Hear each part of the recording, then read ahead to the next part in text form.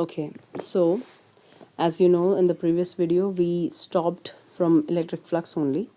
Now we'll continue in this video with electric flux. So how is electric flux defined?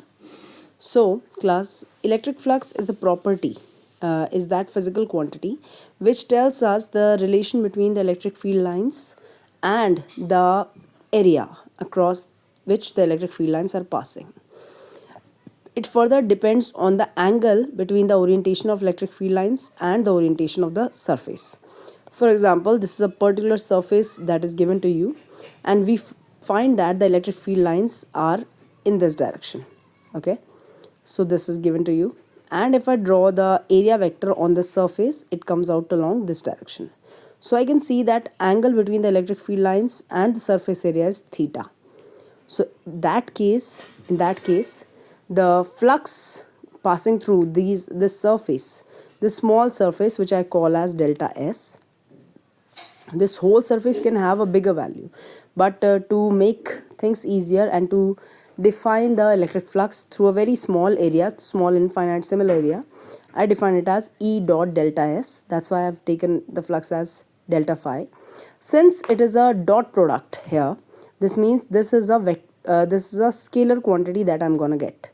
Okay, delta S is your area vector, E is your electric field.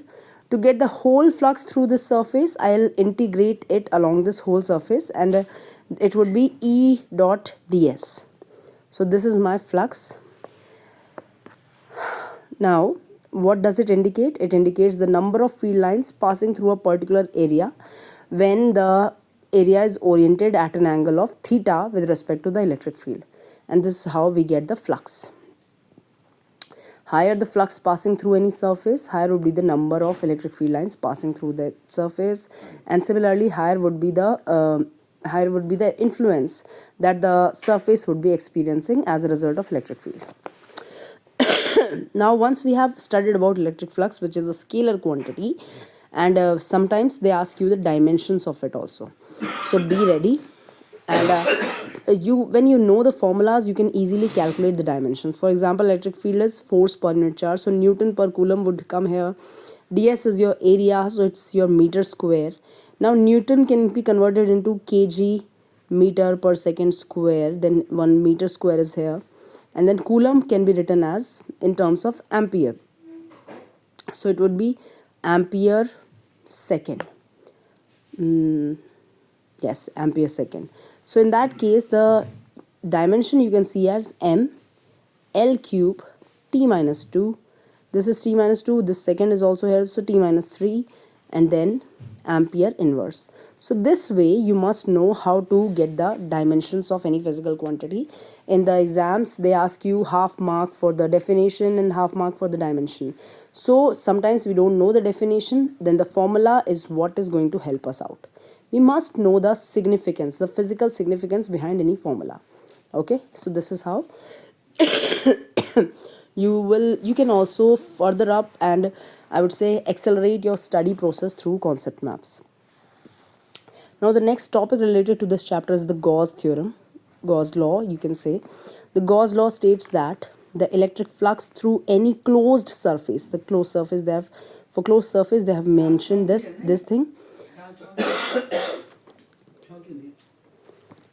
So in this integral, you can see that I have drawn this circular sign. This circular sign indicates that the flux is being calculated through a closed surface. Okay, any closed surface. The closed surface need not be any symmetric surface. It has to be a closed surface.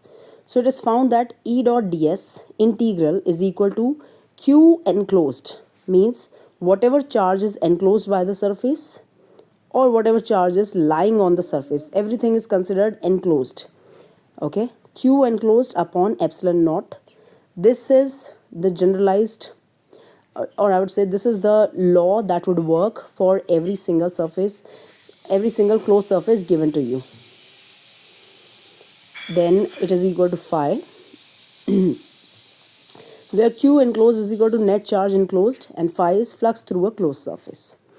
So net charge enclosed, you can see, and phi is flux through a closed surface. then this is your Gauss law. The point to be remembered in this case is that it is applicable for any closed surface. It need not be symmetric. याद रखिएगा, आप अक्सर हमें लगता है कि Gauss law सिर्फ spherical या सिलेंड्रिकल शेप या एक इनफाइनाइट सिमल शीट, मतलब ऐसी शीट ऐसे सरफेसेस के लिए काम करता है जिनमें ऑलरेडी जिनमें मतलब जो पूरी तरह सिमेट्रिक हो, जिनकी एक सिमेट्री प्रेजेंट हो. तो this is not necessary, it is applicable for all the cases. और जब भी गॉस लॉ पे कोई MCQ आता है तो उस MCQ में अक्सर यही पूछा जाता है कि इनमें से इनकरेक्ट स्टेटमेंट बताओ. तो अक्सर बच्चे वहाँ पे लिखा होता है Gauss law is applicable for any type of close surface. इसको बच्चे रॉन्ग करके आते हैं, तो ऐसा नहीं है. इसको भी ध्यान रखिए. And then Q enclosed. अब क्यू एनक्लोज्ड में अंदर का चार्ज तो काउंट हो ही रहा है, जो सरफेस पे है वो भी काउंट हो रहा है, पर हाँ जो सरफेस के बाहर है वो काउंट नहीं होगा. चाहे सरफेस के बाहर -5 रखा है, यहाँ पे -3 रखा है, नो. याद रखिएगा इसमें सिर्फ एनक्लोज्ड वाला चार्ज काउंट होता है.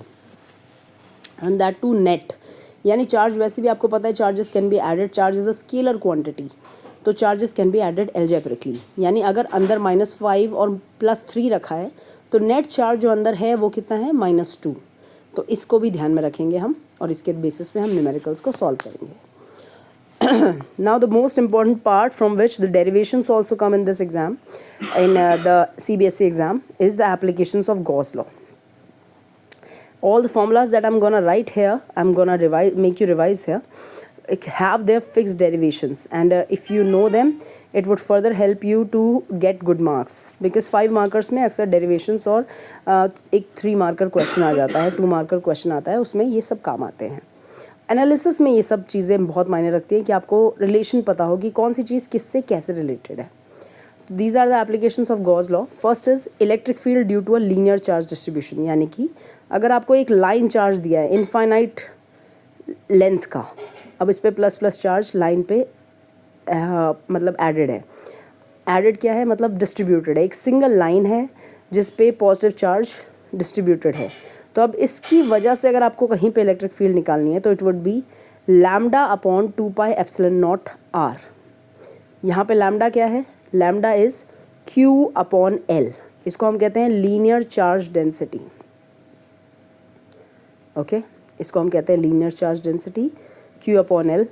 Now E is equal to λ/2πε0r. So you can see that this is dependent on the distance r from the linear charge. यानी लेंथ r जो चार्ज की है उससे कितनी दूरी पर आप इलेक्ट्रिक फील्ड निकाल रहे हैं उस पर ये डिपेंड करता है, और इन्वर्सली प्रोपोर्शनल है.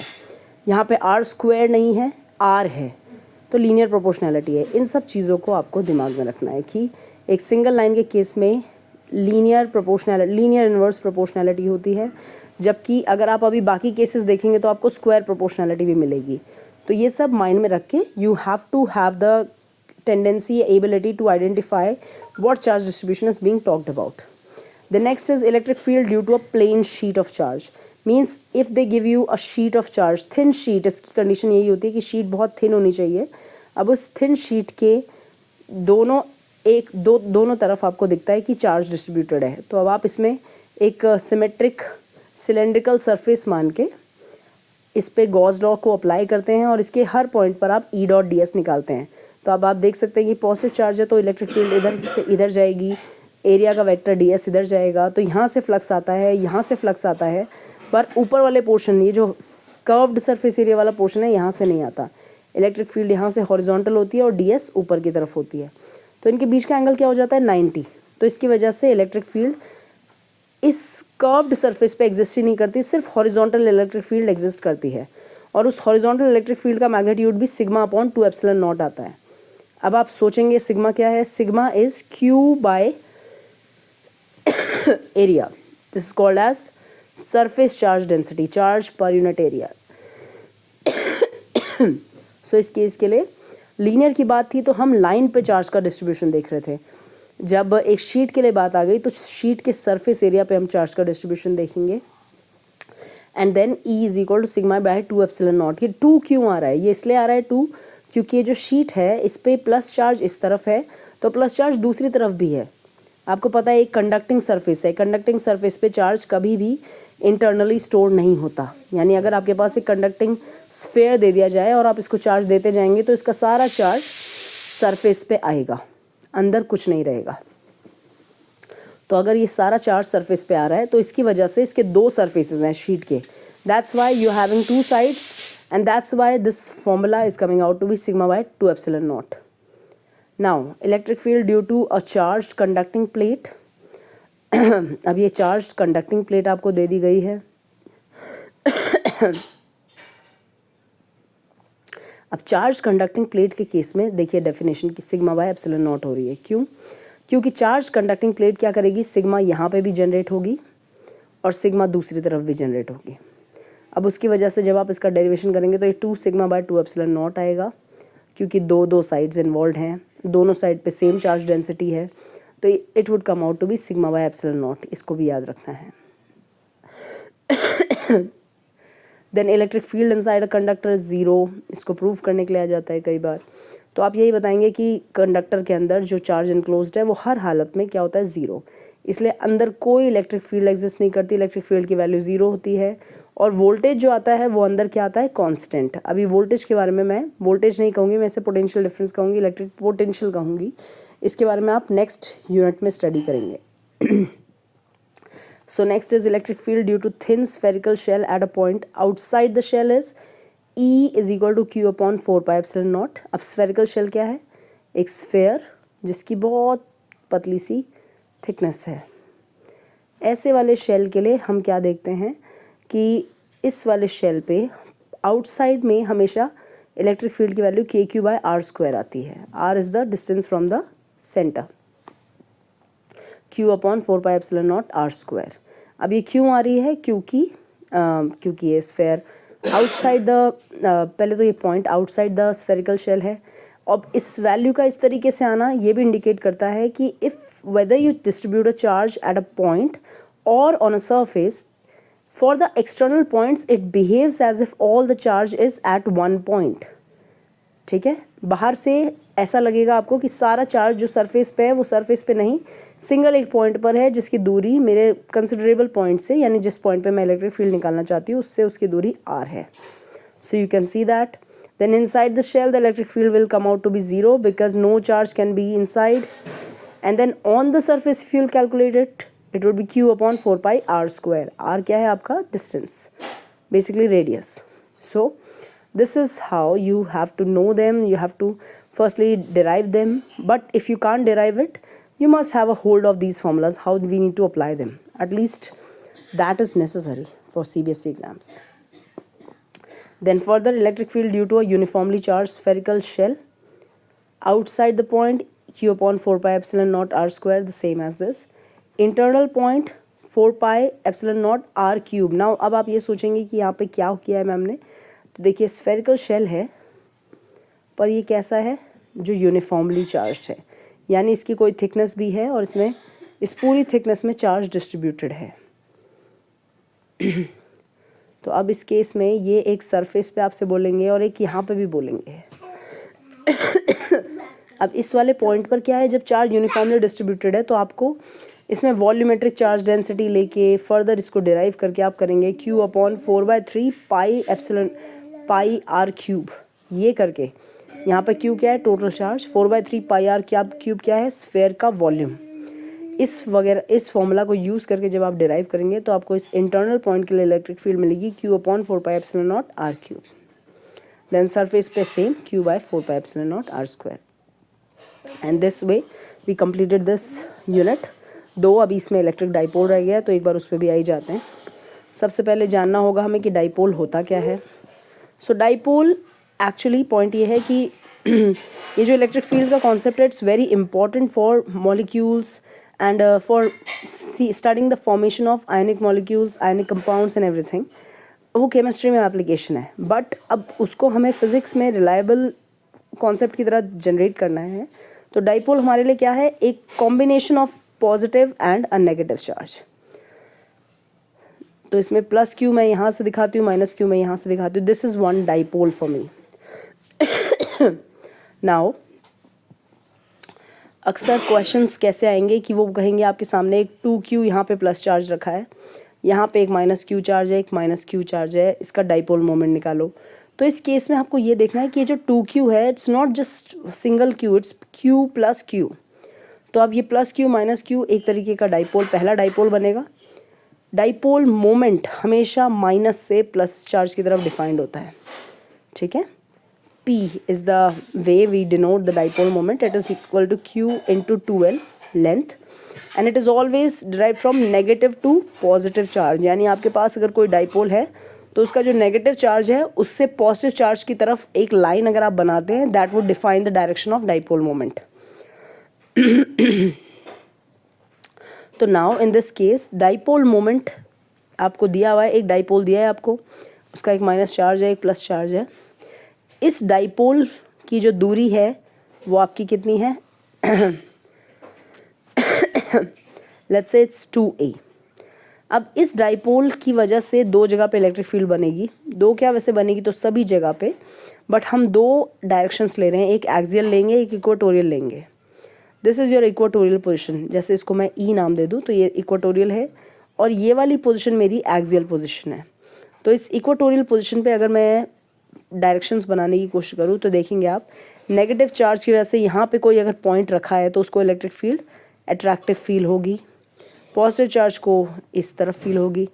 तो अब ये दो वेक्टर्स आपके पास आ गए हैं, आप इनका रिजल्टेंट निकालेंगे तो आपको मिलेगा कि जो इलेक्ट्रिक फील्ड है वो P के अपोजिट आएगी। P आपका जो डाइपोल मोमेंट है वो आपका नेगेटिव से पॉजिटिव इस तरफ है, इलेक्ट्रिक फील्ड आपके इसके अपोजिट डायरेक्शन में आ रही है। वर्टिकल कंपोनेंट्स का क्या हुआ, वो कैंसिल आउट हो गए। क्यों कैंसिल आउट हुए? क्योंकि देखिए मैग्नीट्यूड ऑफ चार्ज भी सेम है और इसकी जो दूरी है ये r में लेती हूँ तो ये दूरी क्या आएगी, r square plus a square, और इस तरफ भी r square plus a square, यानी डिस्टेंस भी सेम है, चार्जेस भी सेम है, तो मैग्नीट्यूड ने सेम ही आना था, इसलिए वर्टिकल कंपोनेंट्स दोनों कैंसिल आउट हो गए, सिर्फ हॉरिजॉन्टल रह गए। Okay, then similarly axial position भी है आपके पास। अब प्लस चार्ज की वजह से अगर आप इलेक्ट्रिक फील्ड बनाएंगे तो यहाँ पे रिपल्सिव आएगी, तो आप इसको लिख सकते हैं ई प्लस, और माइनस चार्ज की वजह से बजाएंगे तो इलेक्ट्रिक ई माइनस। बिकॉज दोनों इलेक्ट्रिक फील्ड ऑपोजिट डायरेक्शन में है तो एक को दूसरे में से माइनस करना पड़ेगा, यानी आपकी ई नेट जो आएगी वो आएगी E plus minus E minus. अब आप इसमें फॉर्मूला पुट कीजिए K Q by R square, minus का साइन को ध्यान रखिए, तो you will get the derivation also done. Once the derivation is done, हम ये मान के चलते हैं कि ये जो दूरी है a, it is very very small in comparison to r।